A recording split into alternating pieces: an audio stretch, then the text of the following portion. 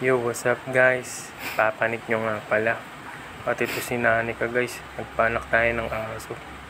Pero itong unang anak niya na yun lumabas. Hindi kami nagpanak yan. Si kuya. Yung tinawagan namin para magpanak. Kasi second time na namin pero hindi kami marunong magpanak.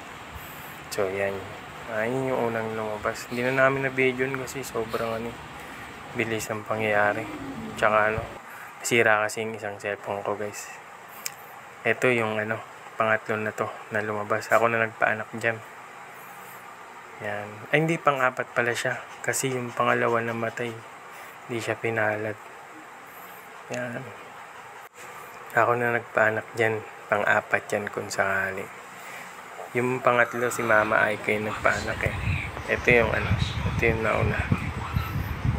Sensya na kayo sa kuha ng video guys, medyo hindi maganda eh.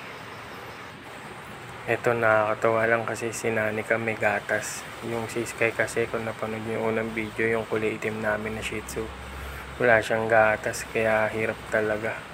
Ito, matik. Pag namin nila yung gatas, pwede agad sila guys. So nakakatawa.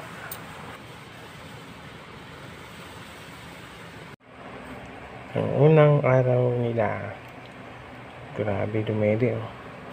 Mga anak ni Nanika, 4 kaso lang yung isa wala. Pa-subscribe naman guys kung hindi ka pa nakasubscribe sa akin channel.